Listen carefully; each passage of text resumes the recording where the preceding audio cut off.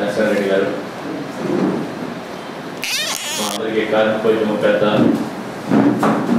ఈరోజు భారతదేశ కార్మికోద్యమంలో ఒక విశాలమైనటువంటి ఐక్యతకి నాంది పలికి ఇంకా భారతదేశంలో కార్మికోద్యమం కార్మికులకు ఒక మంచి విశ్వాసం కలిగించే పద్ధతుల్లో వడగాల్పులు వస్తున్నా, తుఫానులు వస్తున్నా, ఎదురేతున్నా అయినా ప్రతిఘటనకి పరిష్కారాలకి ఒక ఐక్యతే ఒక ఆయుధం అనే దానికి ఈరోజు దేశంలో ఒక మూల స్తంభంగా ఉన్నటువంటి గౌరవనీయులు పెద్దలు ఐఎన్టీసీ అధ్యక్షుడు సంజయ్ రెడ్డి గారు, నా తోటి మిత్రులు హెచ్ఎంఎస్ టిఆర్ఎస్ కేవి ఉదయభాస్ గారు, రాంబాబు గారు, నారాయణ గారు, ఈ చర్చా వేదికకి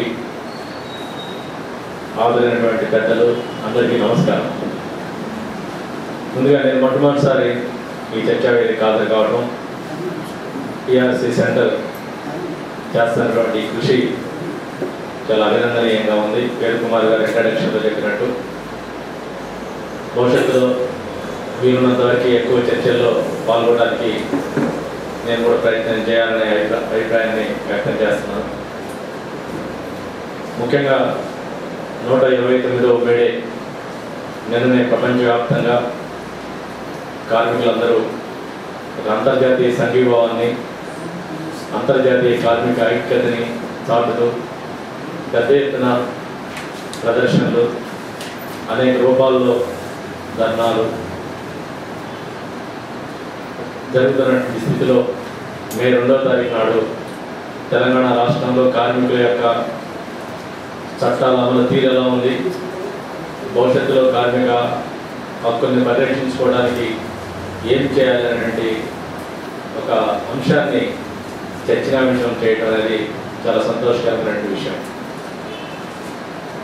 మొదటిగా సహజంగానే మేము కార్మిక సంఘాల నాయకులం కాబట్టి మేము మాట్లాడే మాటల్లో, మేము చేసే వాదనలో కార్మికుల యొక్క హక్కుల గురించి బలంగా వాదిస్తాం, కార్మికుల ప్రయోజనాల గురించి గట్టిగా మాట్లాడతాం.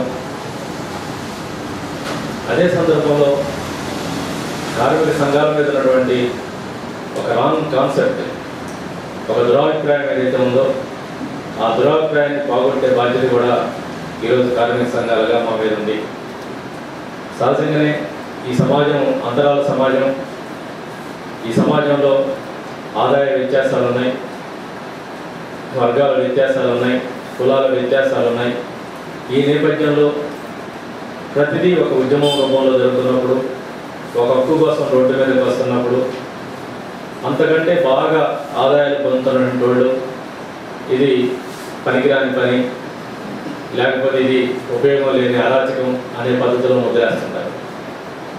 లేదు అంతకంటే చాలా ఆదాయ వ్యత్యాసాలు తక్కువగా ఉన్నటువంటి వాళ్ళు ఏమైంది వీళ్ళకి ఒక 30 ఏళ్ళు వస్తుంటే సరిపోవట్లేదా, వీళ్ళకి ఉద్యోగం ఉంటే సరిపోవట్లేదా, రాని నిరుద్యోగులు చాలామంది ఉన్నారు కదా, వాళ్ళ సంగతి ఏంటనే పద్ధతిలో ఇంకొక ఒపీనియన్ ఉంటాయి.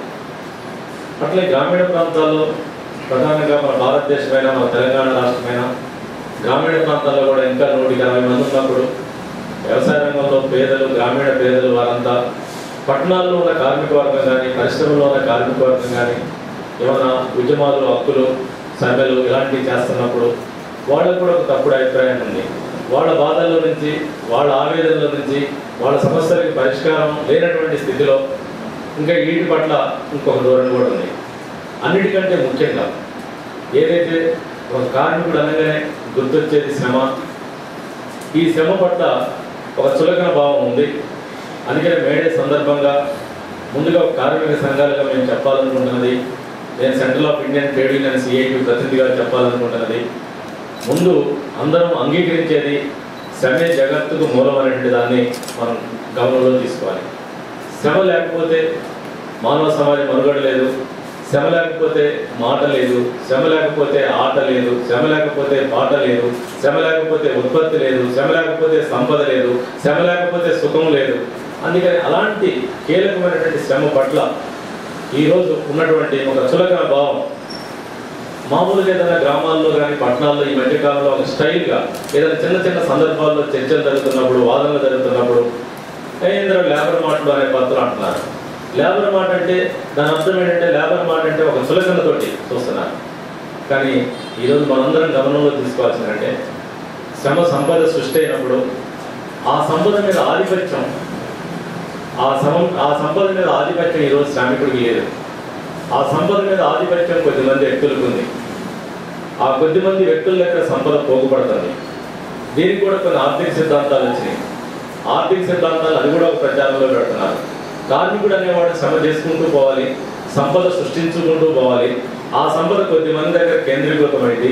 అది కేంద్రీకృతమైన తర్వాత ఒక శిఖరంలోకి వెళ్ళింది. ఆ శిఖరం దగ్గర అది ఆగదు. అది మళ్ళీ ప్రవాహం లాగా కిందికి వస్తుంది. మళ్ళీ అది పేదోడికి సంక్షేమ పథకాల రూపంలో వస్తుంది. కాబట్టి అందుకని శ్రమ చేసేటప్పుడు ఎప్పుడైనా వేతనం గురించి అడగొద్దు, కనీస వేతనం గురించి అడగొద్దు, భద్రత గురించి అడగొద్దు, బోనస్ గురించి అడగొద్దు, పని గంటల గురించి అడగొద్దు. నువ్వు శ్రమ చేయటమే నీ పని. నువ్వు శ్రమ చేస్తూ పోయిన తర్వాత నీ భావి, నీ భవిష్యత్తు అంతా సంపద నుంచి నీకు చేరిద్ది. అప్పుడు దాకా నీకు ఎదురు చూడమనే వాదనలు, సిద్ధాంతాలు కూడా ముందుకు వస్తున్నటువంటి నేపథ్యంలో ఈరోజు తెలంగాణ రాష్ట్రం ఇక్కడ కూడా కార్మికులకు సంబంధించినటువంటి చట్టాల పనితీరు లేదా కార్మిక పనితీరు అని చెప్పాల్సి వస్తే అందరూ నమ్ముతారో నమ్మరు కానీ ఈరోజు ప్రభుత్వం యొక్క గణాంకాలు చెబుతున్నాయి, మన కార్మిక శాఖ యొక్క గణాంకాలు చెబుతున్నాయి. ఈరోజు యాజమాన్యం కార్మిక మధ్య వస్తున్నటువంటి వివాదాలు ఏదైతే మనం తగాదా అంటాము అంటే ఒక పరిశ్రమ యజమానికి ఒక కార్మికుడికి, లేదా ఒక సంస్థ యజమానికి ఒక కార్మికుడికి, ఈ తగాదాలు ఏమిటి అనేది చూస్తే వాటి స్వభావం చూస్తే 100% తగాదాలు కార్మిక చట్టాలను ఉల్లంఘించడం వల్ల వచ్చినటువంటి తగాదాలు. అంటే కార్మిక చట్టాలను ఉల్లంఘించడం అని అంటే అది ఎవరు ఉల్లంఘిస్తే అంటే యాజమాన్యాలు ఉల్లంఘించే. అంతేకాదు అసలు ఈ కార్మిక చట్టాలు చేసింది ఎవరు అంటే పార్లమెంటు, అసెంబ్లీ. రాజ్యాంగం కార్మిక చట్టాలు ఆమోదించింది, పార్లమెంట్లో చట్టాలు రూపొందించబడతాయి. 27 సంవత్సరాల స్వాతంత్రం తర్వాత కూడా ఈ చట్టాలు అమలు చేయమని కార్మిక సంఘాలు అడుగుతున్నాయి. చట్టాలు ఉల్లంఘించడం యాజమాన్యాలు వంతుగా మారింది. ఇక అల్టిమేట్గా కార్మిక సంఘాలు వాటిని డిస్ప్యూట్స్ అంటే కంప్లైంట్స్ రూపంలో రైజ్ చేస్తున్నారు. ఆ రైజ్ చేసిన ఆ 90% అంతే ఉన్నాయి. అంతేకాదు 20 సంవత్సరాల క్రితం ఈ స్వభావంలో ఇంకొక మార్పు కూడా వచ్చింది. 20 సంవత్సరాల క్రితం కార్మికుడు నాకు వేతనం 2 సంవత్సరాలైనా నాకు సవరించలేదు, ఇంకా నాకు పెంచలేదు అనేటువంటి దానికోసం, లేకపోతే నాకు బోనస్ ఇవ్వలేదు, నాకు బోనస్ ఇవ్వడం లేదనే దానికోసం కంప్లైంట్ చేసాము.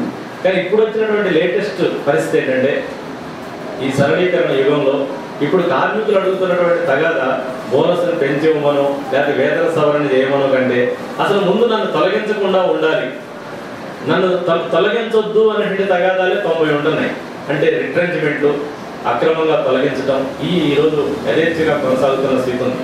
అందుకని కొత్త తెలంగాణ రాష్ట్రంలో 11 మాసాలు అయిన తర్వాత మొదటి మేడే జరుపుకుంటున్న సందర్భంలో కూడా ఇక్కడ కూడా మనం కూడా తెలంగాణ భౌగోళికంగా ఆంధ్రప్రదేశ్ నుంచి విడిపోయినా ఇక్కడ ఉన్నటువంటి కొంతమంది ఒక వాదన కూడా రావచ్చు, 11 నెలల్లోనే మౌలికమైన మార్పులు ఉంటాయా? అది మేము కూడా ఎవరు అభిప్రాయపడలేదు. 11 నెలల్లోనే ఆకాశం అంత అరచేతిలోకి వస్తుందని అని ఆ అభిప్రాయం వ్యక్తం చేయలేదు. కానీ ఈరోజు 11 మాసాల తర్వాత అయినా కూడా తెలంగాణ ప్రాంతంలో కార్మిక చట్టాల అమలు పట్ల ప్రభుత్వం యొక్క అప్రోచ్ ఎలా ఉంది, ఇది అన్నిటికంటే కీలకమైన అంశం. నేను లేదు మొన్ననే మా రాష్ట్ర కార్మిక శాఖ మంత్రిని, నాతో పాటు నా మిత్రులు ఏఐటీసీ, బిఎంఎస్, హెచ్ఎంఎస్ అందరం కలిసి అడిగాం. ఒక్క మాట అడిగాం, రేపు జూన్ 2 రాబోతుంది, జూన్ 2 అపాయింట్మెంట్ డేటు. అంటే మన ముఖ్యమంత్రి గారు ప్రమాణ స్వీకారం చేసింది కూడా జూన్ 2. ఇంకా ఒక నెల రోజులు అయితే జూన్ 2 వస్తుంది. మేము ఇంతవరకు కార్మిక సంఘాలుగా మన ముఖ్యమంత్రి గారికి మేము దర్శనం కాలేదు. మేము ఈరోజు రాష్ట్రంలో అన్ని కార్మిక సంఘాలను కలిపి ముఖ్యమంత్రి గారితో తెలంగాణ ప్రాంతంలో పారిశ్రామిక రంగంలో కార్మికుల పరిస్థితులు కానీ, అసంఘటిత రంగంలో కార్మికుల పరిస్థితులు కానీ ఒక మెమోరాండం ఇవ్వడం కోసం మాకు ఒక అవకాశం కావాలని మేము అందరం కలిసి కామన్గా సిగ్నేచర్ చేసి అపాయింట్మెంట్ కోసం అడిగితే మాకు ఈ 11 నెలల్లో దొరకలేదు. అదృష్టవశాత్తు మీ ఇనిషియేషన్ తోటైనా, మీ చొరవతోటైనా జూన్ 2 లోపల ఇప్పించాలని మళ్ళీ మేము ఒకసారి ఆఖరి ప్రాధాయపడ్డాం. నా పాయింట్ ఏంటంటే ఈరోజు గవర్నమెంట్ ప్రమాణ స్వీకారం చేసిన తర్వాత మొట్టమొదటిగా ఉపయోగించిన పదం చాలా అందరం కూడా హర్షించాం, దాని వెల్కమ్ కూడా చేశాం. ఏమనంటే టీఆర్ఎస్ గవర్నమెంట్గా మాది ఎంప్లాయీ ఫ్రెండ్లీ గవర్నమెంట్ అనేటువంటిది గవర్నమెంట్ చెప్పింది. అంటే ప్రభుత్వానికి తెలుసు తెలంగాణ రాష్ట్రంలో ఉద్యోగుల యొక్క పాత్ర, కార్మిక వర్గం యొక్క పాత్ర, సకల జన సమ్మెలో వారు నిర్వహించినటువంటి పాత్ర. ఆ పాత్ర కూడా మిగతా వాళ్ళు చేయలేదని కాదు, కార్మిక వర్గం చేసిన దానికి మిగతా వాళ్ళు చేసిన దానికి ఒక స్వభావంలో తేడా ఉంది. కార్మిక వర్గం యొక్క శక్తి అదే. ఏమిటంటే కార్మిక వర్గానికి ఉండేది ఏంటంటే ఏ ఉత్పత్తిని అయితే కార్మికులు వేస్తారో అవసరమైతే కొన్ని సందర్భాల్లో ఆ ఉత్పత్తిని స్తంభింపజేసే శక్తి కార్మిక వర్గానికి ఉంది. అదే ఒక రకంగా రైతు కంటే, ఒక వ్యవసాయ కార్మికుడి కంటే సింగరేణి కార్మికుల యొక్క సమ్మె, ఒక ఎలక్ట్రిసిటీ కార్మికుల యొక్క సమ్మె, ఒక ఆర్టీసీ కార్మికుల యొక్క సమ్మె, అంటే మొత్తం యావత్ ఆర్థిక వ్యవస్థని స్తంభింపజేసినటువంటి శక్తి ఆ కార్మిక శక్తికి ఉంది. అది ఎవరో పెడితేనో విరదిస్తేనో లేకపోతే కార్మికులకి నేర్పితే వచ్చింది కాదు, అది కార్మిక వర్గం యొక్క సహజ లక్షణం. అందుకని ఈ ముఖ్యమైనటువంటి ఈ తెలంగాణ ప్రాంతంలో, మన రాష్ట్రంలో కార్మికుల యొక్క సమస్యలు నిజమే మన ముఖ్యమంత్రి గారు చాలా విషయాల్లో బాగా బిజీగా ఉన్నారు. మరి సత్యానారాయణ ఎయిర్పోర్ట్, శంషాబాద్ ఎయిర్పోర్ట్లో దిగంగానే ఆయన డైరెక్ట్గా సీఎం ఛాంబర్కి వచ్చాడు. సీఎం ఎక్కడో మీటింగ్లో ఉంటే అది వదులుకొని సత్యనారాయణతో అపాయింట్మెంట్ ఇచ్చారు. మొత్తం ఫార్మా సంబంధించినటువంటి అనేక మంది ఫ్యాక్టరీస్ని, అనేక మంది యాజమాన్యాల్ని మొత్తం రాచకొండ గొట్టల్లో 3 హెలికాప్టర్లు వేసుకొని ఫార్మాసిటీ ఎలా ఉండాలనే దానికోసం వాళ్ళని పరిశీలించారు. మంచిదే, మేము కాదంటలేదు. తెలంగాణ ఖచ్చితంగా అభివృద్ధి కావాలంటే పారిశ్రామికంగా అభివృద్ధి అవుతేనే తెలంగాణ అభివృద్ధి. వ్యవసాయ రంగం మీద ఆధారపడటం తగ్గాలి, పారిశ్రామిక రంగం పెరగాలి. ఈ రోజు యువత అంతా కూడా కొలువుల కోసం, ఉద్యోగాల కోసం చాలా ప్రతి సంవత్సరం 1 లక్ష మంది ఇంజనీరింగ్ విద్యార్థులు వస్తున్న నేపథ్యంలో ఇవాళ మన తెలంగాణ భౌగోళికంగా కూడా చూసిన థర్మల్ పవర్ స్టేషన్ అవసరం. దాంతోపాటు అగ్రికల్చర్ బేస్డ్గా ఈరోజు టెక్స్టైల్ ఇండస్ట్రీస్ అవసరం. మన కాటన్ అత్యంత ప్రపంచంలోనే నెంబర్ 1 కాటన్ ప్రొడక్షన్ మన తెలంగాణ ప్రాంతం ఉంది. అందుకని మరి ఈ నేపథ్యంలో మరి ఈ రాష్ట్రంలో పారిశ్రామిక రంగం బాగా అభివృద్ధి చేయాలనేటువంటి సంకల్పం ప్రభుత్వానికి ఉన్నప్పుడు, సింగిల్ విండో పేరుతో వాళ్ళకి అన్ని రకాలైన రాయితీలు ఇస్తామని చెబుతున్నప్పుడు మరి కార్మికులుగా మీరేం చేయాలి? మీ కోరిక ఏంటి? మీ కర్తవ్యం ఏంటి? మీరేం చేయదలుచుకున్నారు? మీరు కూడా ఈ పారిశ్రామిక రంగానికి, నవ తెలంగాణ నిర్మాణానికి మీ బాధ్యత ఏంటనేది మా మీద కూడా పెట్టవచ్చు. తప్పులేదు. ముఖ్యమంత్రిగా ఆ రకంగా మా సలహాలు సూచనలు తీసుకోవచ్చు. మీరు కూడా ఈ రకమైనటువంటి ఒక ఇంటరాక్షన్ లేకపోవడం అనేది తెలంగాణ రాష్ట్రంలో ఒక మొట్టమొదటి లోపంగా మేము గమనించాల్సుకున్నాం. దట్టు మాతో పాటు నిన్నటి దాకా ఒక 50 సంవత్సరాలు మా సంజయ్ రెడ్డి గారు అన్న అయితే, ఇక్కడ తెలంగాణ రాష్ట్రంలో అన్న నాయన నరసింహారెడ్డి గారు, మొత్తం భారతదేశంలో అన్న సంజయ్ రెడ్డి గారు, తెలంగాణ రాష్ట్రం అందరికంటే పెద్ద వృద్ధుడు కార్మిక నాయకుడు మన నాయన నరసింహారెడ్డి. ఆయన కార్మిక శాఖ మంత్రి ఉన్న తర్వాత మా అందరికి ఇంకా ధైర్యం కూడా వచ్చింది. ధైర్యం వచ్చి మేము ఫస్ట్ టైం ఏం చేసాం, చెప్పాం, మరి అన్న నీ చేతిలో 2 ఉన్నాయి దండాలు, ఒక చేతిలో హోమ్ మినిస్టర్ ఉంది, రెండో చేతిలో కార్మికం ఉంది. మరి ఏంటంటే ఆయన అందరి ముందు, అన్ని కార్మిక సంఘాల ముందు 1000 మంది ప్రతినిధుల ముందు చెప్పాడు, నా చేతిలో హోమ్ మినిస్టర్ ఉన్నారు, నా చేతిలో కార్మిక శాఖ ఉన్నా, ఎక్కడైనా కార్మికుడు హక్కు కోసం రోడ్డు మీదకి వస్తే అక్కడ లాఠీ ఎత్తకుండా ఆ లాఠీని ఆపు చేయించే శక్తి నాకుంది కాబట్టి అది మీకు రక్షణగానే ఉంటుంది తప్ప మీరేమి ఇంకా దురభిప్రాయం ఉండొద్దు అన్నాడు. సహజంగా మేము కూడా సంతోషించాం. ఎందుకంటే సహజంగా ఈరోజు 144 సెక్షన్లు, పోలీస్ 30 యాక్ట్లు, ప్రజాస్వామ్యంలో నిరసన ప్రదర్శన చేయకుండా, ఇండస్ట్రీ దగ్గర ఒక టెంట్ వేసుకోకుండా కూడా జరుగుతున్నటువంటి బ్యాక్గ్రౌండ్లో మరి హోమ్ మినిస్టర్గా ఉన్నటువంటి పర్వాలేదు అనుకున్నాం. ఒక చిన్న ఎగ్జాంపుల్ ఏంటంటే, అంటే కార్మికుడు అనే దానికి ఎంత తక్కువ ఉందంటే, మొన్న ఈ మధ్య నల్గొండలో ఉగ్రవాదుల్ని పోలీసులు చంపారు, మన పోలీస్ సోదరులు కూడా చనిపోయారు. యాజ్ ఏ హోమ్ మినిస్టర్గా 24 గంటల్లో అక్కడ ప్రత్యక్షమయ్యాడు, ఒక కాన్ఫిడెన్స్ ఇచ్చాడు పోలీస్ సోదరులకి, మేము ఉన్నాం అని మరి అంటేనే పట్టుకోవటం అని. అంటే హోమ్ మినిస్టర్గా తన బాధ్యతని నిర్వర్తించినట్టు. నేనేమంటానంటే ఆ హోమ్ మినిస్టర్ గారే సిర్పూర్ పేపర్ మిల్లో 4000 మంది కార్మికులు ఈరోజు మొత్తం కూడా 10 నెలల నుంచి రోడ్డు మీద పడి వేతనాలు లేకుండా 5 కార్మికులు ఆత్మహత్యలు చేసుకొని రైలు కింద పడి చనిపోతే మరి అక్కడ దీనికి భరోసా ఇవ్వాలి. ఎవరు ఇవ్వాలి? కార్మికులారా నేనున్నాను, మీరు ఆత్మహత్యల దారి కాదు మీ దారి, ఈ పరిశ్రమను నేను నిలబెడతాను, ఇది నేను ప్రెసిడెంట్గా ఉన్నాను, దీనికి ఏ పద్ధతిని అనుసరించి నేను ఓపెన్ చేస్తాను, మీరు ధైర్యంగా ఉండాలని ఒక మాట చెప్పి రావడానికి ఎందుకు సాధ్యం కాదు? అంటే ఇక్కడ ఏమిటి ఈ తేడా అనేటువంటిది ఒక ముఖ్యమైన అంశంగా ఉంది. ఇక రెండోది, మన తెలంగాణ రాష్ట్రంలో కార్మికులు అంటే ఎట్లున్నారు ఇది కూడా మన అందరికీ అర్థం కావాలి. 6 లక్షల మంది బీడీ కార్మికులు ఉన్నారు. 6 లక్షల మంది. తెలంగాణలో సింగరేణి బొగ్గు గనులు ఉన్నాయి. అసలు దక్షిణ భారతదేశంలోనే బొగ్గు గనులు లేవు. ఇప్పటివరకు ఆంధ్రప్రదేశ్లో ఉన్నాయనుకోను, ఇప్పుడు తెలంగాణలోనే బొగ్గు గనులు ఉన్నాయి. అంటే ఒక బీడీ ఇండస్ట్రీ ఇక ఆంధ్రప్రదేశ్లో ఏమీ లేదు, అంతా చిత్తూరు అక్కడక్కడ కొద్దిగా ఉన్నారు. మన దగ్గర 5-6 జిల్లాల్లోనే 6 లక్షల మంది ఉన్నారు. సింగరేణి బొగ్గని కార్మికులు పర్మనెంట్ ఒక 60,000 మంది, కాంట్రాక్ట్ కార్మికులు ఒక 20,000 మంది ఉన్నారు. అంటే ఇక్కడ ఉదాహరణకి బీడీ కార్మిక చట్టం ఉంది. 2011వ సంవత్సరంలో 10వ సంవత్సరంలో మా వేదిక మీద ఉన్నటువంటి అన్ని కార్మిక సంఘాల తరఫున 30 రోజుల పాటు సమ్మె జరిగింది. సమ్మె జరిగిన తర్వాత ఏమిటి అని అంటే కనీస వేతనం వాళ్ళకి సవరించాలి అని. అంటే మన రాష్ట్రంలో అన్ని పరిశ్రమల కంటే బీడీ కార్మికుల యొక్క వేతనాలు తక్కువ ఉన్నాయని మన గవర్నమెంట్ యాక్సెప్ట్ చేసింది. ట్రైపార్టైట్ కమిటీ వేసింది. శ్రీనివాసులు గారు ప్రిన్సిపల్ సెక్రటరీగా ఉండి చివరికి జీవో నెంబర్ 41 అని 130 రూపాయలు 1000 బీడీలు ఇచ్చినది కానీ ఒక జీవో ఇచ్చారు. 2011 జూన్ నుంచి అమలు జరగాలి. కిరణ్ కుమార్ రెడ్డి ప్రభుత్వం దాన్ని అగేన్స్ట్లో పెట్టింది. అది రకరకాల ఒత్తిడికి లొంగి ఇప్పుడు 4 సంవత్సరాలు అయింది. ఇప్పుడు బీడీ కార్మికులకు 1000 రూపాయలు ఇవ్వడం కోసం గవర్నమెంట్ ప్రామిస్ చేసింది. 1000 రూపాయలు ఇచ్చింది. నిన్న కూడా మన ముఖ్యమంత్రి గారు చెప్పారు 3,70,000 మందికి నేను 1000 రూపాయలు చొప్పున ఇస్తున్నానని. మేము దీనికి కలిపి చెబుతున్నాం 3,70,000 కాదు, ఇంకా మిగిలిన వాళ్ళు కూడా ఇవ్వాలని కూడా కోరుతాను. కానీ ఇక్కడ ఒక చిన్నది మా అర్థం కావడం కోసం ఏంటంటే బీడీ కార్మికులకి ఏదైతే చట్టం ఉందో ఆ చట్టం ప్రకారం కనీస వేతనం ఇస్తే రోజుకు 200 రూపాయలు వస్తాయి 1000 బీడీలు చుట్టినదికి ఈ రోజు. ఇప్పుడు కార్మికులకు అమలవుతున్నది 100 రూపాయలు 110 రూపాయలు అమలవుతున్నాయి. అంటే ఒక్కరోజు తెలంగాణ రాష్ట్రంలో కార్మికులు నష్టపోతున్న డబ్బు ఒక్కరోజు 6 కోట్లు, నెలకి 156 కోట్లు, సంవత్సరానికి 1836 కోట్లు ఒక్క సంవత్సరానికి. ఇప్పుడు 4 సంవత్సరాల నుంచి 1836 కోట్లు అంటే 6,000 కోట్ల రూపాయలు ఈరోజు బీడీ కార్మికులు నష్టపోయారు. బీడీ కార్మికులు నష్టపోయారనంటే ఇది ఒక రకంగా రాష్ట్ర ప్రభుత్వం యొక్క ఖజానా నుంచి రూపాయి కూడా ఇవ్వాల్సిన అవసరం లేదు.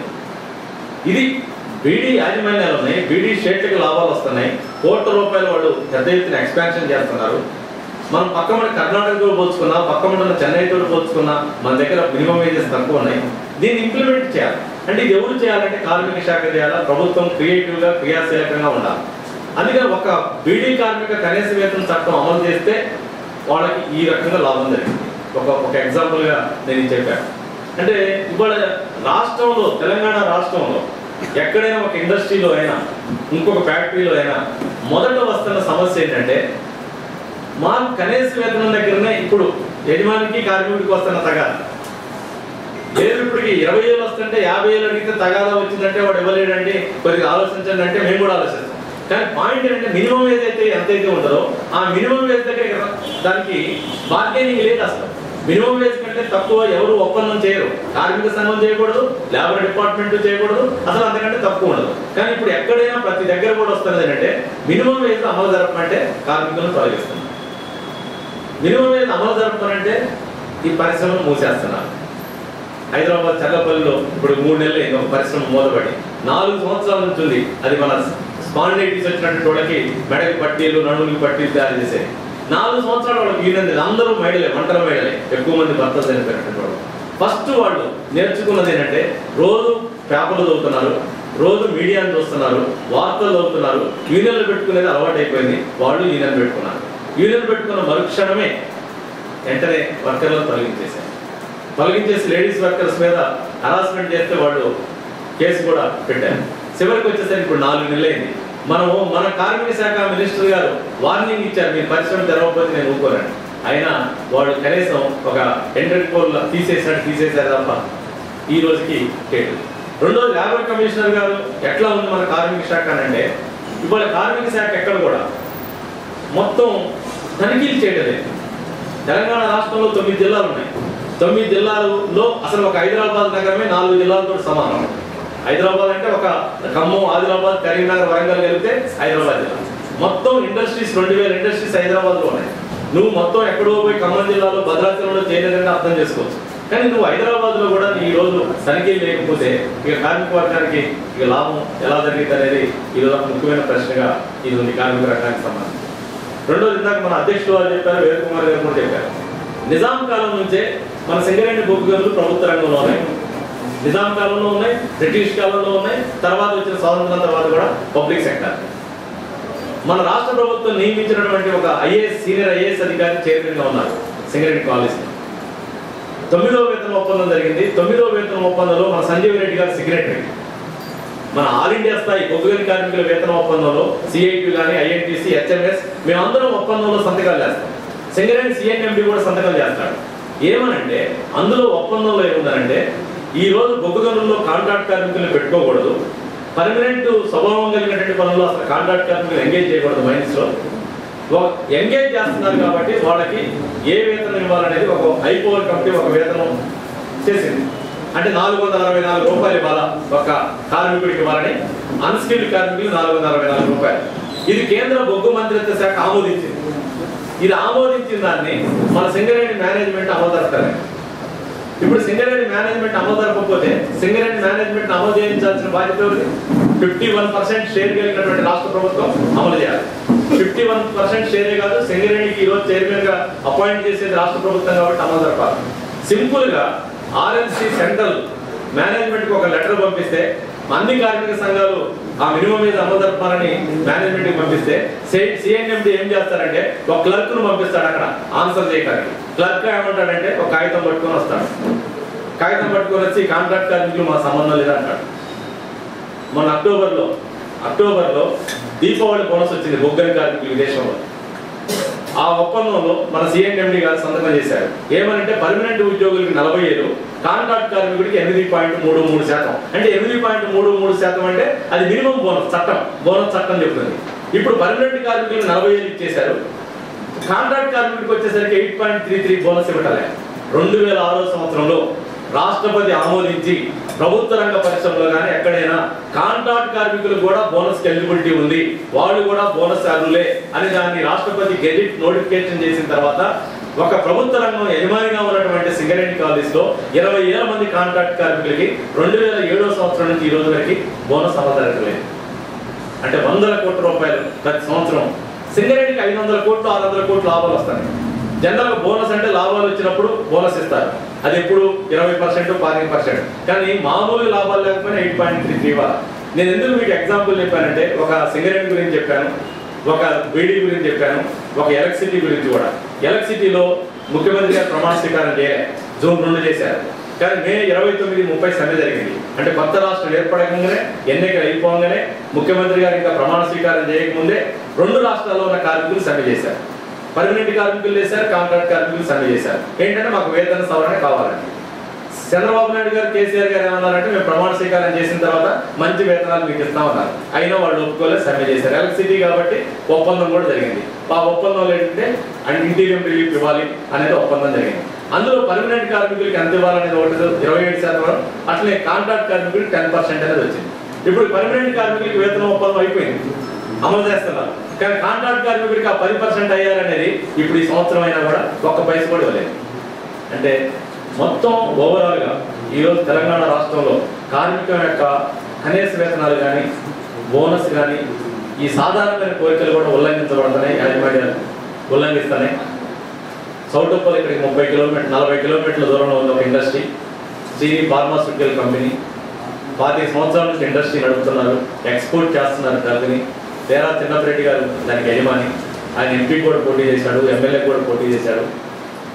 కార్మికులంతా స్పాంటేనియస్ గా, ఏ యూనియన్ లేదు అక్కడ 5 ఏళ్ల నుంచి, కార్మికులంతా వేతనాల కోసం స్పాంటేనియస్ గా సమ్మె చేశారు. కార్మిక సంఘాలు జోక్యం చేసుకున్నాయి, సమ్మెని అక్కడ ఆపి. కార్మిక సంఘాలు చేసిన ఒక మంచి పని ఏంటంటే అది స్పాంటేనియస్ గా వాళ్ళు సమ్మెలోకి వెళ్తుంటే యాజమాన్యంతో మాట్లాడి సమ్మెను ఆపి చేపించి ఒక తాత్కాలిక ఒప్పందం చేసి అందరినీ డ్యూటీకి పంపించింది కార్మిక సంఘాలు.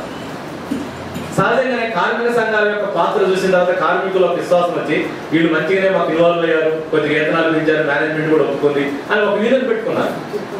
యూనియన్ పెట్టుకుంటే ఆ యూనియన్ కాన్స్టిట్యూషనల్ గా వచ్చినటువంటి రైట్ ని వెంటనే మొత్తం ఇన్ఫర్మేషన్ రైట్ ఏదైతే ఉందో RTI, right to information act కింద ఎవరు యూనియన్ పెట్టారో ఆ యూనియన్ పెట్టి ఆ కార్మికులను తీసుకొని వాళ్ళని రిట్రైన్ చేసి వాళ్ళని మొత్తం కూడా ఆ రకంగా ఒకరిని ఉత్తరప్రదేశ్ పంపించారు, ముజిబరాబాద్కి, ఒకరిని విశాఖపట్నం పంపించారు. వీళ్ళు ఆ ట్రాన్స్ఫర్ లెటర్ పెట్టుకుని ముజిబరాబాద్ పోతే ముజిబరాబాద్ లో ఆఫీస్ లేదు, వాళ్ళ యూనిట్ లేదు. విశాఖపట్నం పోతే వాళ్ళ యూనిట్ లేదు. మీరు పంపించిన దగ్గర పోతే మాకు యూనిట్ లేదని తిరిగి వస్తే, లేకపోతే అక్కడ ఉండండి తప్ప మేము మిమ్మల్ని తీసుకోమని ఇప్పటికి సంవత్సర కాలం నుంచి శ్రీని ఫార్మాస్యూటికల్ కంపెనీ మేనేజ్మెంట్ ఆ యాటిట్యూడ్ తోటి ఉంటే ఇక్కడ ఉన్నటువంటి లేబర్ డిపార్ట్మెంట్ జాయింట్ మీటింగ్లు వెళ్తే వాళ్ళు రాదు. కనీసం ఒక రైట్ ఉంది. అంటే అన్ఫేర్ లేబర్ ప్రాక్టీస్ పాల్గొన్నప్పుడు యాజమాన్యాన్ని ప్రాసిక్యూట్ చేసే రైట్ ఉంది. కానీ ఈ కార్మిక శాఖ ఏమని అడుగుతున్నదంటే ఆ వచ్చినటువంటి కార్మికుల్ని మేము ఏం చేయాలని మీరు చెప్పండి అన్నారు. మేమేం చేయాలని మీరు చెప్పండి అంటే సార్ మమ్మల్ని ఉద్యోగంలో పెట్టించుకోండి, లేకపోతే మా చేతికి పెట్టండి అని వీళ్ళు అడుగుతారు. అడిగితే మేము వాళ్ళు పిలుస్తున్నామయ్యా, రావడం లేదా అనే పద్ధతిలో సమాధానం చెప్తున్నారు. అల్టిమేట్ గా ఈ రోజు కార్మిక శాఖ తెలంగాణ రాష్ట్రంలో అది ఏ యూనియన్ అయినా సరే ఒక ఫిర్యాదుని ఒక రిప్రజెంటేషన్ తీసుకొని పోతే అది లేబర్ డిపార్ట్మెంట్కి ఒక వరం అవుతుంది. అంటే ఇప్పటిదాకా ఒక తెలియనటువంటి ఒక కొత్త విషయం కార్మిక సంఘాలతోటి ఫిర్యాదు రూపంలో వాళ్ళకి తెలుస్తుంది. తెలిసిన తర్వాత వీళ్ళకి బార్గెనింగ్ వాళ్ళ దగ్గర స్టార్ట్ అవుతున్నటువంటి నేపథ్యం ఈరోజు మొత్తం తెలంగాణ రాష్ట్రంలో అన్ని యూనియన్లకి ఇదే అనుభవం ఉంది. అందుకని ఇవాళ మేజర్గా ఇంటర్నేషనల్ లేబర్ ఆర్గనైజేషన్ ILO కానీ లేదు భారత రాజ్యాంగం కానీ ఇవాళ తెలంగాణ రాష్ట్రంలో కానీ మా ప్రాథమికమైనటువంటి కార్మిక సంఘాలుగా ముందు ఏంటంటే అసలు ఏదైతే సమిష్టి బేరసారాలాడే హక్కు ఏదైతే ఉందో ఈ హక్కు నిలబడాలి. ఒక యూనియన్ ఫార్మేషన్ చేసుకునే హక్కు నిలబడాలి. అందుకని పాదాలు భూమి మీద నిలబడకపోతే ఏ కత్తి స్వామి చేయలేరు, లేదా ఇంకొకటి కూడా చేయలేరు. ముందు భూమి మీద పాదాలు నిలబడాలంటే ఆ యూనియన్ నిలబెట్టి ఫామ్ చేసుకునే హక్కుని ఈరోజు తెలంగాణ రాష్ట్రంలో కొత్త ప్రభుత్వం కల్పించాలి. ఇది కల్పించాలంటే ఏంటంటే ఇండస్ట్రియల్ పాలసీ, ఇప్పుడు ప్రపంచంలోనే అద్భుతమైనటువంటి ఇండస్ట్రియల్ పాలసీ మన అసెంబ్లీ చట్టం ఆమోదించబడిందని మన ప్రభుత్వం చెబుతుంది. ఏమిటి ప్రపంచంలోనే అద్భుతమైనది అంటే సింగిల్ విండో తోటి మేము అన్ని పరిశ్రమలు కూడా 21 రోజులు లేకపోతే 15 రోజుల్లోనే ఇచ్చేస్తాం మెగా ప్లాంట్ అయితే అని అంటున్నారు. మేము కూడా సంతోషిస్తున్నాం. ఎందుకంటే కొత్త ప్లాంట్ త్వరగా వస్తే మంచిదే, వెంటనే ఉత్పత్తి స్టార్ట్ చేస్తే ఇంకా మంచిదే. కానీ ఆ కొత్త ప్లాంట్ రావడం ఎంతైతే ముఖ్యమో ఆ వచ్చినటువంటి ప్లాంట్ ప్రాఫిట్స్ వచ్చిన తర్వాత పోకుండా కూడా రక్షణ ఉండాలి. లేదు ఇక్కడ ఎంప్లాయ్మెంట్ని జనరేట్ చేసే పద్ధతుల్లో రక్షణ ఉండాలి. లేదు ల్యాండ్ బ్యాంక్ 1,50,000 ఎకరాల ల్యాండ్ బ్యాంక్ వాళ్ళకి ఇస్తున్నట్టు సంతోషమే. ప్రభుత్వం ఇన్ని రకాల సదుపాయాలు కల్పించిన తర్వాత యాజమాన్యాలకు లాభాలు వస్తున్న తర్వాత ఈ రోజు కార్మిక వర్గానికి ఇవ్వాల్సిన మినిమం కనీసమైనటువంటి విధులు కనీసమైనటువంటి వేతనాలు ఇవ్వాలనేటువంటి నేపథ్యంలోనే ఈ రోజు తగాదాలు డిస్ప్యూట్స్ వస్తున్నాయి. అందుకని మేము అనుకుంటున్నాం అన్ని కార్మిక సంఘాలు స్థూలంగా బై అండ్ లార్జ్ మాకు రాజకీయ అభిప్రాయాలు వేరే రకరకాలు ఉన్నప్పుడు కూడా అందరికీ కొన్ని విషయాల్లో కామన్ అభిప్రాయం ఉంది. ఏమిటి అంటే ఈ రోజు యాజమాన్యాలు కార్మిక చట్టాలు బహిరంగంగా ఉల్లంఘిస్తున్నాయి. పరిశ్రమలు మూసివేస్తంటే ఒకప్పుడు సమ్మె చేస్తే పరిశ్రమలు మూసివేస్తున్నారు అనే ఒక అపోహలు కార్మిక సంఘాల మీద ఉంది. ఈ రోజు మేము ఎక్కడ మీకు ఒక సిరిపూర్ పేపర్ మిల్లులో ఈ 15 సంవత్సరాల కాలంలో 15 సమ్మెలు జరిగినాయి. కానీ సిరిపూర్ పేపర్ మిల్లులో ఒక సమ్మె జరగలేదు. ఒక సమ్మె జరగకపోయినా ఇండస్ట్రీ ఈ రోజు మొదలుపడాలి. ఒక ఆ కార్మికులు ఎవరు గుర్తింపు సంఘం ఉన్నా, INTC గుర్తింపు ఉన్నా, BMS ఉన్నా, లేకపోతే HMS గుర్తింపు సంఘం ఉన్నా ఒక్కరోజు కూడా సమ్మె చేయలేదు వాళ్ళు. కానీ ఇప్పుడు ఇండస్ట్రీ మొదలుపడాలి. అంటే దీనికి ఏమిటి కారణం అని అంటే వాళ్ళు బ్యాంకుల నుంచి కోట్ల రూపాయల లోన్లు తీసుకొని జర్మనీ నుంచి మిషన్లు తీసుకొచ్చి ఆ మిషన్లు అక్కడ అన్ని అవుట్డేటెడ్ మిషన్లు ఎక్స్పైరీ అయిన మిషన్లు తీసుకొచ్చి ఇక్కడ ప్రొడక్షన్ పెరగాల ఉత్పాదన పెరగాలంటే ఎక్కడ పెరిగేది? ఉత్పాదన పెరగలేదు. కొత్త మిషన్లు వచ్చిన తర్వాత ఉత్పాదన పెరగలేదు. ఈ రోజు నష్టాల్లో వచ్చింది, మూసేశారు. మరి దీనికి కారణం ఎవరంటే ఈరోజు దీనికి ప్రభుత్వం యొక్క పాలసీ అయిన కారణం, లేకపోతే వాళ్ళకి ఆ రకమైనటువంటి మేనేజ్మెంట్ మిస్మేనేజ్మెంట్ తోటైనా ఈరోజు ఈ రకమైనటువంటి సమస్యలు వస్తున్నాయి. అట్లా ఇంకా అసంఘటిత రంగం గురించి చెప్పాల్సిన అవసరం లేదు. నేను పొద్దున్నే చిక్కడపల్లి అడ్డలో ఒక కార్మికులను అడ్రస్ చేసి వచ్చాను. అడ్రస్ చేసి వస్తే ఆదిలక్ష్మి రాములమ్మ 2 వర్కర్లు మేము సంవత్సరాల క్రితం 1000 రూపాయలు కట్టాము, గవర్నమెంట్కే కట్టాము, మాకు ఇల్లు ఇస్తామన్నారు, మాకు ఇల్లు ఇవ్వలేదు, మరి మాకు ఇల్లు ఇవ్వరాయ్యా అని అన్నది. ఎవరు ఆ కార్మికురాలంటే వాళ్ళందరూ ఈ రాష్ట్రంలో దేశంలో బిల్డింగ్ నిర్మాణం చేస్తున్నారు. అందరికీ గూడు కోసం ఒక గవర్నమెంట్ అపార్ట్మెంట్ కట్టినా, అసెంబ్లీలు కట్టినా, పార్లమెంట్ కట్టినా ఈ బిల్డింగ్ వర్కర్లు. కానీ ఆ బిల్డింగ్ వర్కర్లు తలదాచుకోవడానికి కనీసం ఒక చిన్న ఇల్లు ఉండకపోతే ఇప్పుడు హైదరాబాద్ సిటీ అంటే 20 లక్షల మంది అనార్గనైజ్డ్ కార్మికులు ఉన్నారు. ఆటో కానీ, అమాలీలు కానీ, బిల్డింగ్ వర్కర్స్ కానీ, ఈ మహబూబ్ నగర్ చుట్టుపక్కల ప్రాంతాలంతా వ్యవసాయం దెబ్బతిన్న తర్వాత అందరూ హైదరాబాద్ లో ఏదో ఒక పని ఎదుర్కొని వస్తున్నటువంటి ఒక అనార్గనైజ్ సెక్టర్ చాలా పెద్ద ఎత్తున పెరుగుతున్నట్టు స్థితి. షాపింగ్ మాల్స్ ఉన్నాయి.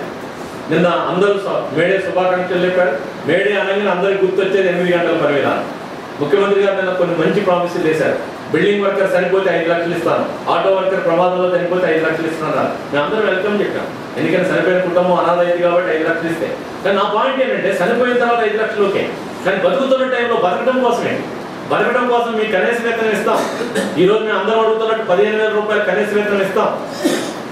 లేదు ఇండియన్ లేబర్ కాంగ్రెస్ ఆమోదించింది 1957లోనే 2200 క్యాలరీల శక్తి కలిగినటువంటి ఆహారం కార్మికుడు తినాల, అదే కనీస వేతనం. ఇది CITO INTCO మేము లెక్కలేసి చెప్పింది కాదు. డాక్టర్ ఆర్ట్రాయిడ్ ఫార్ములా ప్రకారం ఈ రోజు కనీస వేతనం హైదరాబాద్ లో కొనుక్కోవాలన్నా, ఖమ్మంలో కొనుక్కోవాలన్నా, కరీంనగర్ కొనుక్కోవాలన్నా మినిమం 15,000 రూపాయలు కావాలని అందరం అడుగుతుంటే ఆ 15,000 రూపాయల కనీస వేతనం గురించి నిన్న మాట్లాడలేదు. లేదు కార్మికులందరికీ 8 గంటల పని కోసమే మేడే పుట్టింది, మీకు 8 గంటల పని నేను అమలు చేస్తానని మాట్లాడలేదు. ఇవాళ మొత్తం ట్రాన్స్పోర్ట్ రంగంలో 12 గంటలు డ్యూటీ చేస్తున్నారు. హైదరాబాద్ షాపింగ్ మాల్స్ లో ఉదయం 10ంటికి వచ్చి రాత్రి 10ంటికి పోతున్నారు. హైదరాబాద్ నడిగొడ్డులో 12 గంటలు డ్యూటీ అమలు చేస్తున్నారు. ఓటీ లేదు, అదనపు ఓవర్ టైం ఎలవెన్స్ ఇవ్వటం లేదు. అందుకని ఈ రోజు కార్మిక చట్టాలు ఏదో మామూలుగా దొంగతనాలు జరిగితే ఎక్కడ జరుగుతాయి అని అంటే 2 గంటలకి 3 గంటలు జరుగుతుంటాయి. 2 గంటలకి 3 గంటలకు అందరూ ఆగమర్చి నిద్రపోతారు కాబట్టి ఆ టైంలో దొంగతనం జరుగుతుంటాయి. కానీ ఈ రోజు కార్మిక వర్గానికి జరుగుతున్న దొంగతనాలు ఈ తెల్లవారుజామునో దారి దోపుడు కాదు. పట్ట పగలు అందరూ చూస్తున్నప్పుడు జరుగుతున్నటువంటి దోపిడీ ఇది జరుగుతున్నది. ఈ దోపిడీ జరగడం వల్ల ఇది కార్మికుడికి తాత్కాలికంగా నష్టం జరుగుతుంది. నేను ఆఖరి పాయింట్గా చెప్పదలుచుకున్నది అంటే ఇది కార్మికుడికి నష్టం జరుగుతుంది. కార్మికుడి జీవన ప్రమాణం దెబ్బతింటుంది. కార్మికుడు తాత్కాలికంగా ఇబ్బందులు కూడా గురవుతున్నాడు. కానీ మేము అనుకుంటుంది ఏంటంటే ఇది కార్మికుడికి జరిగే నష్టం కాదు, ఇది సమాజానికి నష్టం జరుగుతుంది. ఎందుకు సమాజానికి నష్టం జరుగుతుందంటే ఈ దేశంలో కార్మిక వర్గం కనుక వాళ్ళ కొనుగోలు శక్తి లేకపోతే ఇవాళ ఏ మాన్యం అయితే ప్రపంచాన్ని చుట్టుముడుతుందో ఈ రోజు మన భారతదేశాన్ని కూడా ఈ మాన్యమే చుట్టుముడుతుంది. ఇప్పటి వరకు ఎక్స్పోర్టెడ్ ఎకానమీ అని ప్రతి వస్తువుని ఎగుమతి చేయండి అనే పేరుతోటి ఎగుమతుల కోసం ప్రోత్సాహకాలు ఇచ్చారు. ఇవాళ ఎక్కడైతే యూరోప్, అమెరికా లాంటి దగ్గర మాంద్యం వచ్చి వాళ్ళు ఎవరు ఇంపోర్ట్ చేయడం లేదో వాళ్ళ భారతదేశంలో ఎక్స్పోర్ట్స్ అన్ని ఆగిపోతాయి. ఎక్స్పోర్ట్స్ ఆగిపోయిన తర్వాత ఇక డొమెస్టిక్ మార్కెట్ మీద ఆధారపడాలా. డొమెస్టిక్ మార్కెట్ అంటే ఎవరు? దేశం అంటే మట్టి కాదు, దేశం అంటే మనుషులు అని మహాకవి గురిజాడ అన్నాడు. అందుకని ఈ దేశంలో మనుషులు తినాలా. అది పేపర్ అయినా వినియోగించాలా, సిమెంట్ అయినా వినియోగించాలా, స్టీల్ అయినా వినియోగించాలా. మొత్తం మ్యానుఫ్యాక్చరింగ్ సెక్టార్ ని ఈ దేశంలో ప్రజలందరికీ ఉపయోగించగలిగితే కన్యూమర్ లో వచ్చేటువంటి ప్రతి ప్రొడక్ట్ ని ఈ రాష్ట్రంలో ఉన్న ప్రజలు ఉపయోగిస్తే ఇప్పుడున్న దానికి డబుల్ రెట్టింపు ఉత్పత్తి జరగాలి. అందుకని ప్రజల కొనుగోలు శక్తి ఆర్థిక వ్యవస్థకు అవసరం. ఈ రోజు అసంఘటిత రంగంలో కనీస వేతనాలు ఇవ్వకపోతే ఆర్థిక వ్యవస్థకి నష్టం చేస్తున్నట్టు, సమాజానికి కోసం నష్టం చేస్తున్నట్టు. అందుకని సుప్రీంకోర్టు ఒకటి వ్యాఖ్యానం చేసింది. ఏమిటంటే సుప్రీంకోర్టు ఎవరైనా పారిశ్రామిక రంగంలోకి ఎవరైనా రావచ్చు, తప్పులేదు. కానీ కనీస వేతనం కూడా నేను ఇవ్వను అని పారిశ్రామిక రంగంలోకి వచ్చేవాడికి అసలు హక్కు లేదు, వాడు పారిశ్రామిక ప్రాంగణంలో నిలబడకూడదని సుప్రీంకోర్టు చెప్పింది. ఈ రోజు మేము గట్టిగా ఎండార్జ్ చేస్తున్నది అదే. ఎవరు ఎంత పెట్టుబడితోటైనా రాండి, లేదు ఎన్ని రకాలైనటువంటి బ్రాంచ్లైనా పెట్టండి, కానీ ఇక్కడ కనీస వేతనం ఇవ్వకుండా ఉండటం అంటే మీకు ఆ రైట్ లేదు అని ఈరోజు కార్మిక సంఘాలు చెప్తున్నాయి. ప్రభుత్వానికి కూడా మా విజ్ఞప్తి ఏంటంటే ప్రొటెక్షన్ అంటే, రక్షణ అంటే, పరిరక్షణ అంటే గవర్నమెంట్ ప్రొటెక్షన్ గా ఉండాలి. యజమానులకి ప్రొటెక్షన్ ఉండొచ్చు. ఏమిటి యజమానులకి? భూమి ఇవ్వచ్చు, కరెంట్ సబ్సిడీ ఇవ్వచ్చు, నీళ్లు ఇవ్వచ్చు, ఇన్ఫ్రాస్ట్రక్చర్ రోడ్లు వేయచ్చు, వాళ్ళ రైలు మార్గాలు వేయచ్చు, వాళ్ళ ఉత్పత్తులు అమ్ముకోవడానికి మార్కెట్ చూపెట్టచ్చు, ఏం చేయొచ్చు. కానీ అట్ ది సేమ్ టైం అక్కడ వాడు 100 కోట్లైనా 1000 కోట్లైనా వాడు ఉత్పత్తిలో ఇన్వెస్ట్మెంట్ చేస్తే అక్కడ కార్మికుడి శ్రమ లేకపోతే ఆ 1000 కోట్లైనా పిల్లలు పెట్టవు, 100 కోట్లైనా పిల్లలు పెట్టవు. అందుకని ఆ పెట్టుబడిదారుడి యొక్క పెట్టుబడి పిల్లలు పెట్టడానికి, లాభాలు రావడానికి కార్మికుడి శ్రమ కీలకం. కాబట్టి ఆ కార్మికుడి శ్రమని ప్రభుత్వాలు గౌరవించాలి, యాజమాన్యాలు గౌరవించాలి, ఈ సమాజం గౌరవించాలి. అందుకని కార్మిక శక్తి తరఫున ప్రజలు కూడా అండదండలుగా ఇవ్వాల్సినటువంటి అవసరం ఉంటుంది. ఇవాళ కాగజనగర్లో పేపర్ మూతపడితే, ఏటూరు నగరంలో పేపర్ ఇండస్ట్రీ మూతపడితే వీళ్ళు ఎక్కడికి పోతున్నారు? మొత్తం ఆ ప్రాంతంలో రైతాంగం, ఆ ప్రాంతంలో గ్రామీణ ప్రాంతాలు అందరికీ కూడా పెద్ద ఎఫెక్ట్ అవుతుంది. అందుకని మేము అడుగుతున్నది ఏంటంటే ఇవాళ తెలంగాణ రాష్ట్రంలో ముందు రాష్ట్ర ప్రభుత్వం కార్మిక సంఘాల అభిప్రాయాలకి, సంప్రదింపులకి ఒక ప్రజాస్వామిక వాతావరణంలో ముందు కార్మిక సంఘాలతో మాట్లాడాలి. సంజయ్ రెడ్డి గారు, అన్ని అఖిల భారత కార్మిక సంఘాల నాయకులు, ఈ రోజు మోడీ గారు కార్మిక వ్యతిరేక చట్టాలు వేసుకోవచ్చు, కానీ మోడీ గారు ఇప్పుడు అఖిల భారత కార్మిక సంఘాలతో చర్చలు జరుగుతున్నాయి. చర్చల్లో ఒప్పుకుంటుండా లేదనే తర్వాత సంగతి, కానీ ముందు ఒక డెమోక్రటిక్ ప్రాసెస్ లో చర్చలు జరుగుతున్నాయి. కానీ ఈ రోజు కొత్తగా తెలంగాణ రాష్ట్రంలో ఒక డెమోక్రటిక్ ప్రాసెస్ ఉండాలి. ఇది ప్రజాతంత్ర ఉద్యమానికి తెలంగాణ ప్రాంతం నిలయం, అభ్యుదయ శక్తులకి నిలయం, వామపక్ష ప్రజాతంత్ర శక్తులు బలంగా ఉన్నాయి. మొదటి నుంచి మనందరం ఇక్కడ డెమోక్రటిక్ వాటిని నిలబెట్టాలని కోరుకున్నాం. కానీ ఈ రోజు కార్మిక సంఘాలతోటి మినిమం ఒక సంప్రదింపులు లేకపోతే ఈ తెలంగాణ రాష్ట్రంలో పారిశ్రామికీకరణ ఎలా అభివృద్ధి అయింది, అట్లే కార్మిక రంగానికి కూడా లాభం ఎలా జరిగింది అనేది కూడా ఈ రోజు ప్రభుత్వం చాలా లోతుగా ఆలోచించాలనేది కూడా మేము అభిప్రాయపడతాం. అల్టిమేట్ గా తెలంగాణ ప్రాంతంలో కార్మిక శాఖని క్రియాశీలకంగా మార్చాలి. లేబర్ కోర్టుల్లో ఒక కోర్టు పిటిషన్ పెడితే 20 సంవత్సరాలైనా కూడా జడ్జిమెంట్ రావట్లేదు. అంటే వాయిదాలు పడుతున్నాయి. లేబర్ కోర్టులో జడ్జి లేరు. అందుకని మొత్తం కార్మిక శాఖ ఈ రోజు ఒక రకంగా చెప్పాల్సి వస్తే పెరాలసిస్ అంటాం, పెరాలసిస్ వచ్చినట్టు కార్మిక శాఖ ఉంది. దానికి జీవత్వం రావాలంటే ఈరోజు ప్రభుత్వం యొక్క ఇన్వాల్వ్మెంట్ కానీ, ఎఫెక్టివ్ జోక్యం కానీ అవసరమైంది. అట్లా లేకపోతే రాబోయే కాలంలో ఏదైతే ఇంత ముందు మన పెద్దలు చెప్పారో, ఒకప్పుడు ఇండస్ట్రియల్ రెవల్యూషన్ వచ్చినప్పుడు కార్మికుడికి ఏమీ తెలియకపోతే తన బాధలకు పరిష్కారం ఏమనుకున్నాడంటే ఆ యంత్రాలను మొత్తం పగలగొడితే, యంత్రాలను ధ్వంసం చేస్తే నాకు ఏమైనా లాభం జరిగిద్దో అని యంత్రాలను ధ్వంసం చేశారు ఇండస్ట్రియల్ రెవల్యూషన్ మొదటి దినాలు. కానీ తర్వాత తెలుసుకున్నది ఏంటంటే కార్మిక చట్టాలు వచ్చినాయి, ఇండస్ట్రియల్ డిస్ప్యూట్ యాక్ట్ వచ్చింది, చార్టర్ ఆఫ్ డిమాండ్స్ ఇవ్వడం, చర్చలు, సంప్రదింపులు, ఒప్పందాలు ఇవన్నీ వచ్చినాయి. కానీ ఈ రోజు మళ్ళీ పాత రోజులు గుర్తుకు తెచ్చుకునే పద్ధతిలో మీతో మాట్లాడడం, మీకు యూనియన్ ఉండదు, మీకు ఎవరో ఉండదు, మీరు చెప్పింది వినాలంటే మళ్ళీ కార్మికులు there is no alternative, trade unions కూడా దేర్ ఇస్ నో ఆల్టర్నేటివ్. అందుకనే మళ్ళీ అల్టిమేట్ ఏమైందంటే ఇది ఒక అనార్కీలోకి వెళ్ళి ప్రమాదాలు కూడా ఉంటాయి. దీనికి కూడా ఎవరు అకౌంటబిలిటీ జవాబుదారు అంటే ప్రభుత్వ యాజమాన్యాలు బాధ్యత వహించాల్సి వస్తుంది. అందుకని మేము ఎప్పుడు కూడా ఈ దేశంలో కానీ తెలంగాణ రాష్ట్రంలో కానీ కార్మిక సంఘాలన్నీ కూడా బై అండ్ లార్జ్ అందరం ఒక నిర్మాణాత్మకమైన సహకారాన్ని ప్రభుత్వాలకు అందించడానికి సిద్ధంగా ఉన్నాం. కానీ ప్రభుత్వం కూడా ఆ వైపున పాజిటివ్ గా ముందుకు వస్తే తెలంగాణ ప్రాంతంలో ఇండస్ట్రియల్ డెవలప్మెంట్ కానీ అట్లే కార్మిక వర్గం యొక్క వెల్ఫేర్ కానీ లేదా కార్మిక వర్గం యొక్క రైట్స్ ని ప్రొటెక్ట్ చేయడం కానీ సాధ్యమైంది. ఆ కోణంలో ప్రభుత్వం ఆలోచించాలి. అందుకని వేడే అమరవీరుల అన్ని గుర్తు తెచ్చుకుంటూ ఆ రోజు వాళ్ళు ప్రాణాలు ఇవ్వచ్చు, కానీ 129 సంవత్సరాల తర్వాత కూడా అన్ని దేశాల్లో వాళ్ళు తలుసుకుంటున్నారంటే వాళ్ళు తమకేమొచ్చిందనే దానికంటే భవిష్యత్ తరాల కోసం వాళ్ళ రకంగా 8 గంటల పని విధానం. ఇవాళ మేము వరల్డ్ ఫెడరేషన్ ఆఫ్ ట్రేడ్ యూనియన్లో మేము ఉన్నాం సిఐటిగా. అట్లే అంతర్జాతీయ కార్మిక సమాఖ్యలో మన సంజయ్ రెడ్డి గారు అధ్యక్షుడిగా ఉపాధ్యక్షుడిగా పనిచేశారు. మేము ఇంటర్నేషనల్ గా కూడా ఒక డిమాండ్ పెడతాం. మీకు తెలియాలి, కొత్త సాంకేతిక పరిజ్ఞానం వచ్చిన తర్వాత, యంత్రాలు వచ్చిన తర్వాత, కార్మికుడి యొక్క ఉత్పాదక శక్తి పెరిగిన తర్వాత అసలు 8 గంటల పని విధానాన్ని ఇప్పుడు 6 గంటల పని విధానం కావాలని ప్రపంచంలో ఇవాళ ILO దగ్గర డిమాండ్ ఉంది. 6 గంటల పని విధానం కావాలి. కానీ ఇప్పుడు 6 గంటలు పోయింది, 8 గంటలు పోయింది, 12 గంటలు, 14 గంటలు చేసే పరిస్థితులు వస్తున్నాయి. ఈ నేపథ్యంలో తెలంగాణ రాష్ట్ర ప్రభుత్వం తెలంగాణ ప్రాంతంలో ఉన్నటువంటి కార్మికుల యొక్క గుండె చప్పుడు వినాలని, ఈ చర్చా వేదిక కూడా దానికి దోహదపడాలని కోరుతూ సెలవు.